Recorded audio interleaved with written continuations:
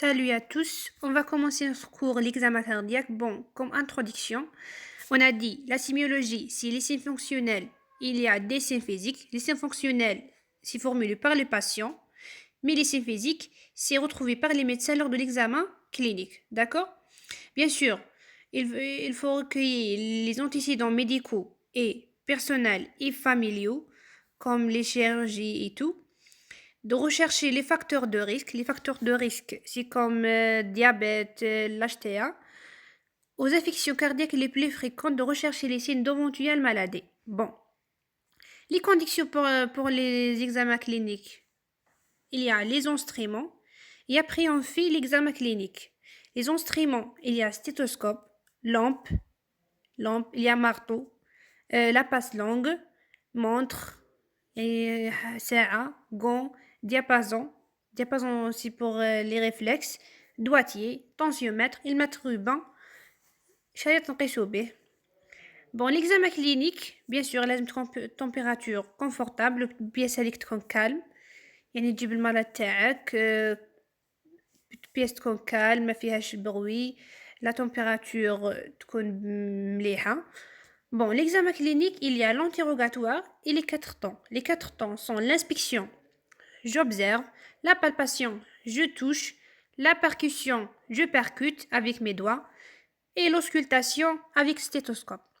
L'examen se fait aux positions décubitus dorsal. Bon, le maladie allongé sur le dos, le décubitus latéral gauche, le maladie allongé sur le côté gauche. On a assise penchée en avant, c'est le maladie incliné en avant, d'accord?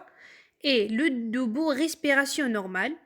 On a apnée respiratoire, apnée, c'est l'arrêt respiratoire, l'apnée.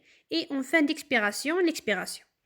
Le temps essentiel de l'examen clinique, c'est un temps essentiel de l'examen clinique indispensable à l'établissement d'un diagnostic. D'accord, l'interrogatoire permet de déterminer le motif de consultation. Pourquoi le malade est... يعني المرض علاه جاك d'accord, c'est ça le motif de consultation, de recueillir les antécédents, bien sûr. عنده beaucoup d'antécédents le malade, c'est pour ça il faut recueillir ces antécédents lors de l'examen physique, d'établir l'histoire de la maladie. Bon, les histoires, c'est quoi les antécédents personnels et familiaux? Les antécédents personnels, on a 3 parties. On a cardiovasculaires, médicaux et chirurgicaux. Et bien sûr, les hospitalisations antérieures. يعني شحال من خطرة راح l'hôpital. C'est ça. Bon, l'interrogatoire, قلنا, la première chose à faire, c'est interroger le malade pour avoir les antécédents. Bon, on a les antécédents cardiovasculaires, comme le coronaropathie. C'est les maladies des artères coronaires. Les antécédents d'infarctus de myocarde. On a de l'infarctus du myocarde, c'est une nécrose de la paroi musculaire myocardique. Les valvulopathies, les maladies des valvules mitrales et tout.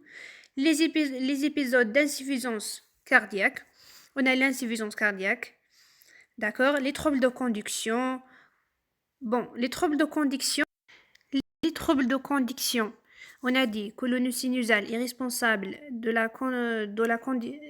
c'est l'origine des battements cardiaques. Bon, s'il y a des troubles de conduction, bon, il y a par exemple le bloc auriculo-ventriculaire, d'accord? Ce bloc, c'est un trouble de conduction. Les troubles de rythme, les troubles de rythme, on a par exemple l'arythmie. Sont des battements qui sont lents, il n'y a pas de battements, c'est ça les troubles de rythme. Les épisodes de thrombose veineuse profonde. Thrombose veineuse profonde, c'est des cailloux qui se forment dans les veines, d'accord? Et l'embolie pulmonaire dans l'artère pulmonaire. La présence de pathologies vasculaires, artériopathie oblitérante des membres inférieurs, AOAMI, c'est aussi des caillots sanguins qui se forment dans les artères des membres inférieurs. Bon, les autres cardiopathies et les autres antécédents médicaux et chirurgicaux. Bon, les antécédents familiaux, tous les antécédents familiaux sont cherchés, particulièrement ceux des maladies cardiovasculaires athéromateuses. D'accord? Bon, on a aussi l'athérosclérose, sont ces plaques qui se forment dans les artères, qui bouchent les artères. L'artériopathie oblitérante des membres, la coronaropathie, c'est les maladies des coronaires, l'accident ischémique cérébral. C'est l'AVC, il y a l'AVC. On a dit l'accident ischémique, l'accident ischémique cérébral, c'est il y a la baisse de l'oxygène dans les artères du cerveau, ça va causer le nécrose des artères, le nécrose cérébrale, d'accord? Et la mort aussi des artères, le mort aussi cérébrale. Donc, elles sont précoces, moins de 55 pour l'homme et 65 pour la femme, d'accord? Chez les parents du premier degré, bien sûr, le père, mère et frère. Les facteurs de risque d'athérothrombose, on a les facteurs de risque cardiovasculaires. C'est quoi les facteurs de risque? Bon, les facteurs de risque, c'est des paramètres. C'est des paramètres qui augmentent le risque d'avoir la maladie. Il faut apprendre cette définition. C'est des paramètres qui augmentent le risque d'avoir la maladie. On a comme le mode de vie, par exemple la sédentarité, le tabac. Bon, la modification biologique comme diabète et clinique comme les chiffres d'HTA. D'accord? C'est ça la définition des facteurs de risque. On a l'âge supérieur à 50 chez l'homme et 60 chez la femme. D'accord? Il y a l'âge, il y a le sexe masculin. Aussi, le sexe masculin, c'est un facteur de risque. D'accord? Il faut apprendre ça. L'hypertension artérielle, le diabète, le tabagisme avec l'âge du début, l'âge de fin et le nombre de Pacchiani ainsi qu'un sévrage inférieur à 3 ans. Bon, le nombre de Pacchiani. C'est quoi le nombre de Pacchiani? Si il y a 20 cigarettes par jour pendant 1 an, c'est un paquet année. Un paquet par année. Si il y a 20 cigarettes pendant 10 ans, c'est des paquets années. On calcule paquets années comme ça. Ainsi qu'un sévrage inférieur à 3 ans. Bon, le syndrome de sévrage, c'est l'ensemble des symptômes qui survient lors de l'arrêt total, par exemple de l'alcool ou de tabagisme. C'est ça le syndrome de sévrage. La dyslipidémie, c'est l'augmentation des lipides, le traitement prêt, l'hérédité cardiovasculaire. On a dit, il y a l'infarctus de myocarde ou mort subite avant l'âge de 55 ans chez le père ou un parent du premier degré de sexe masculin. Aussi, le sexe masculin, c'est un facteur de risque. Infarctus de myocarde ou mort subite avant l'âge, bon, c'est pour la mère, l'obésité, il y a l'indice de masse corporelle plus de 30 kg, c'est surpoids. D'accord? La sédentarité, يعني ما يتحركش بزاف. Les principaux signes fonctionnels cardiovasculaires. Bon, les symptômes fonctionnels cardiaques les plus fréquents sont, on a les douleurs, la dyspnée, la perte de connaissance. On a détaillé tout ça. On a détaillé tout ça dans les signes fonctionnels cardiaques. Bon, les douleurs thoraciques sont étudiées en détail, bien sûr, dans les cours de douleurs thoraciques. Les douleurs vasculaires, il y a un cours qui s'appelle la sémiologie vasculaire. Bon, il y a six caractéristiques. Circonstances d'apparition, siège, les facteurs aggravants, les irradiations, ça veut dire la migration, يعني وراها تهجر هذيك la douleur, les fréquences de cervenie et les sinus aussi. Il y a la dyspnée aussi, c'est une gêne respiratoire. Bon,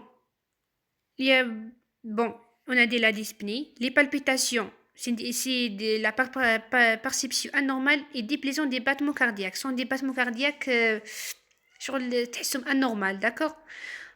Bon, il y a les pertes de la syncope, c'est quoi? C'est une perte de connaissance. Mais l'hypothémie, c'est un malaise بلا ما يفقد هذاك المالade de la connaissance, d'accord? La claudication intermittente des membres inférieurs, c'est quoi? C'est une douleur due à l'insuffisance artérielle au niveau des membres inférieurs.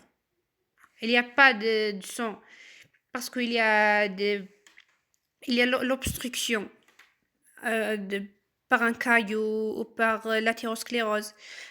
Ça va générer une douleur.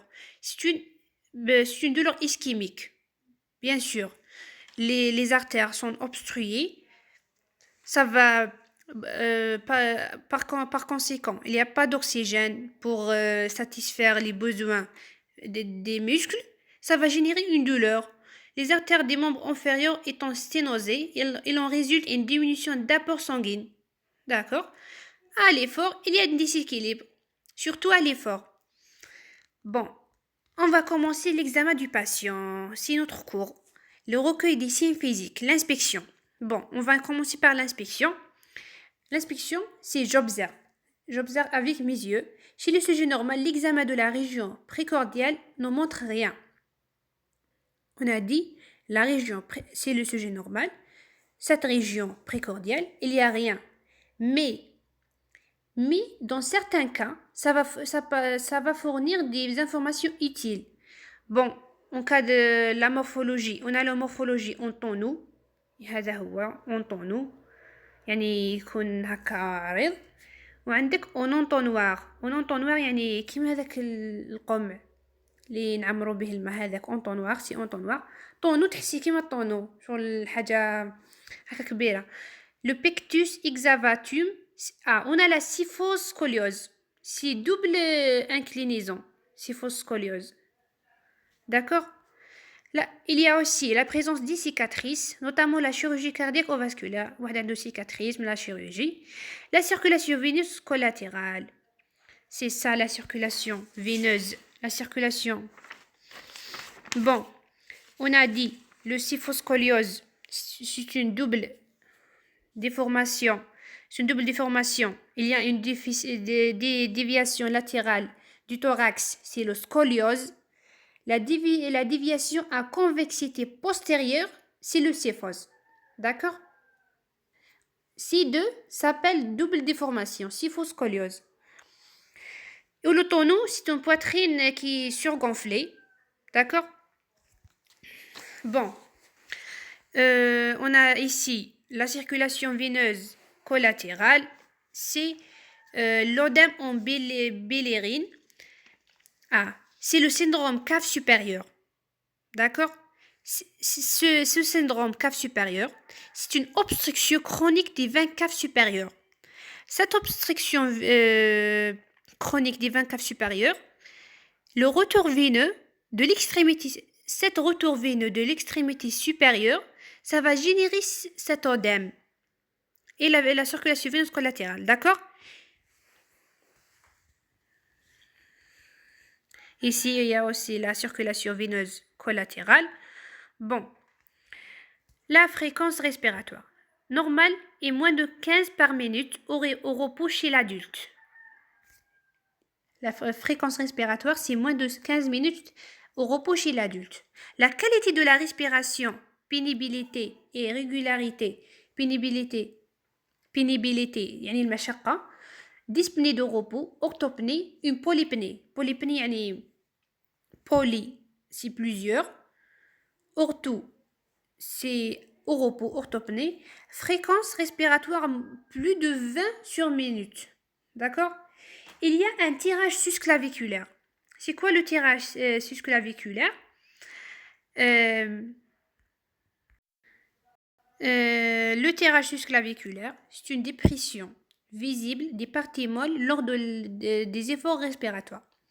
C'est ça, il y a la respiration abdominale, c'est ici, la respiration en utilisant l'abdomen, une cyanose, voire un épuisement respiratoire avec une bradypnée. Il y a aussi la bradypnée. Bon, on a parlé de ça. Recherche des pulsations visibles. C'est quoi les pulsations visibles? À gauche, on a dit à gauche de la ligne médioclaviculaire. On a la ligne médioclaviculaire, c'est ici. C'est dans le milieu des clavicules. Il y a cette ligne qui s'appelle la ligne médioclaviculaire, suggère une dilatation du cours gauche. S'il y a des pulsations sur cette ligne, on parle du corps gauche.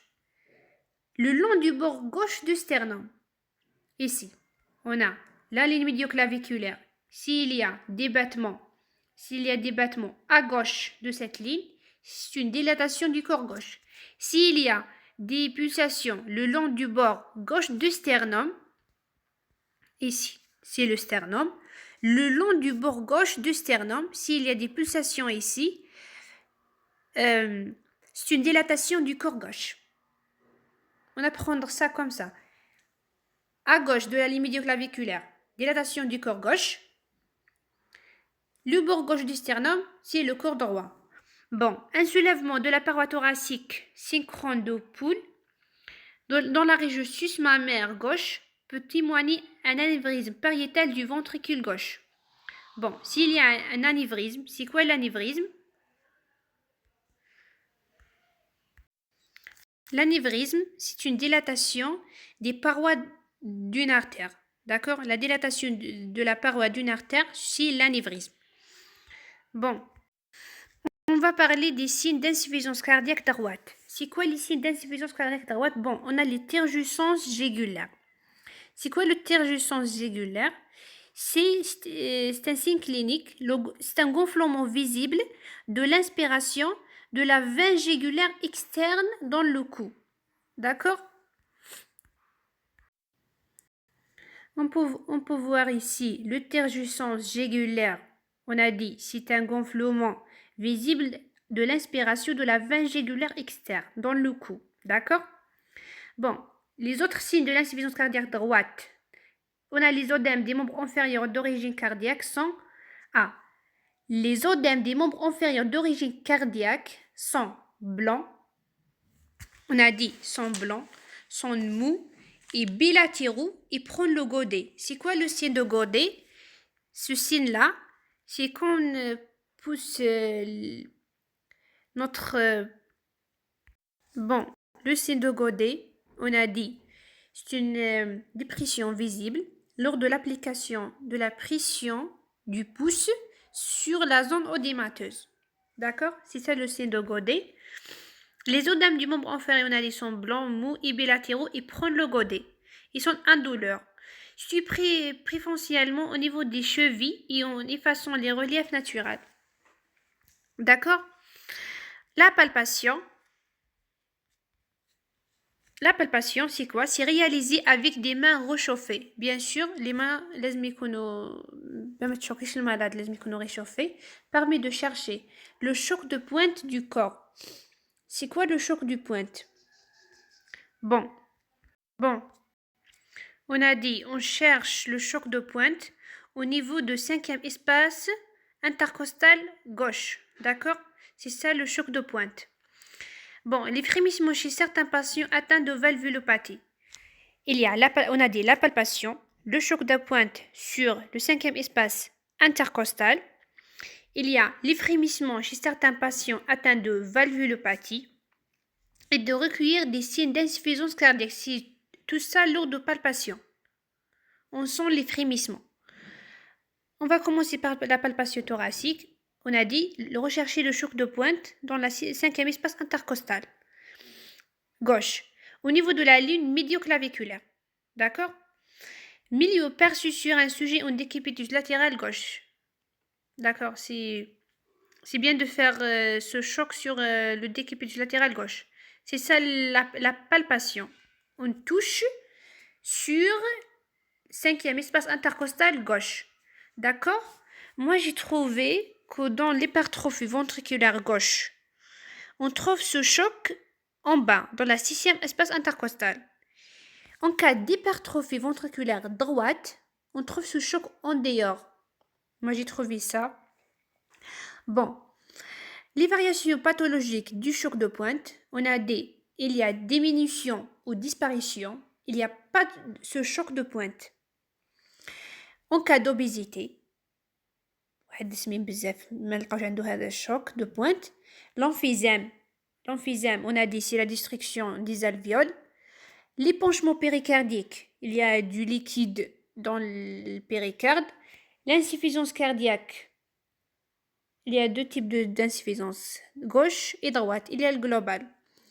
En cas d'augmentation d'intensité, en cas de fièvre, on a dit qu'on a مريض, l'inflammation et tout, ça va augmenter le choc de pointe. L'hyperthyroïdie aussi. Bon, globulons en dôme de barre en cas d'insuffisance aortique. Il faut apprendre ça par cœur. Globulons en dôme de barre, c'est en cas d'insuffisance aortique. En cas de cardiomégalie, c'est quoi le cardiomégalie? C'est l'augmentation du taille du corps. Le choc de pointe est divisé en bas et en dehors, à gauche. Bien sûr. Bon, il y a un cardiomégalie. Il y a augmentation de taille du corps.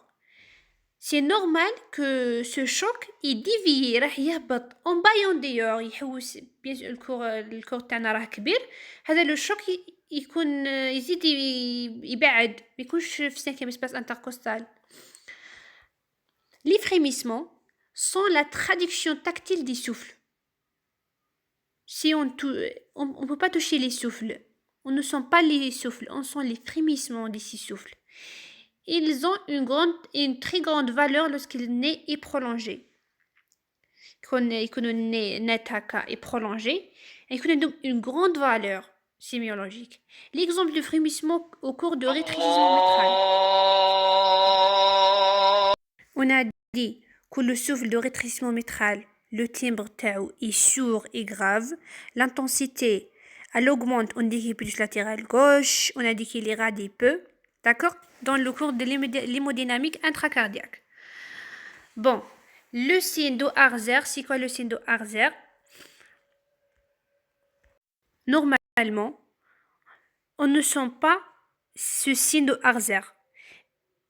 Mais en cas de l'hypertrophie du ventricule gauche, يعني إذا le ventricule gauche زاد الحجم تاعو, on sent les battements cardiaques au niveau de la région subxiphidienne. D'accord?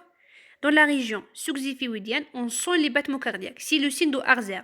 C'est un signe inconstant observé dans le cas d'insuffisance cardiaque droite. Parce que c'est le ventricule droit. Bon, on va parler de la palpation abdominale. Elle cherche l'hépatomégalie, yani l'augmentation du taille, du volume du foie, le reflux hépatogégulaire. Bon, si on fait cette compression ici, ça va gonfler les veines jugulaires. Ici, ça, le reflux hépatogégulaire. Le reflux, d'accord? Deux signes d'insuffisance cardiaque droite. On a dit, dans l'insuffisance cardiaque droite, le reflux hépatogégulaire se cherche chez un patient en position d'hémiasis, comme ça, à 45 degrés. D'accord? C'est comme ça. Le malade respire normalement pour la palpation abdominale. La palpation affectuée au niveau de l'hypocondre droit, ici, dans l'hypocondre. C'est pas dans l'hypocondre gauche, ici. Non, c'est dans l'hypocondre droit. Parce que le foie est dans l'hypocondre droit. On entraîne le remplissage des veines jugulaires. Bon, cette palpation qui est effectuée au niveau de l'hypocondre droit entraîne le remplissage des veines pendant le temps de la compression et quelques secondes après. Ce remplissage va donner ce reflux, d'accord?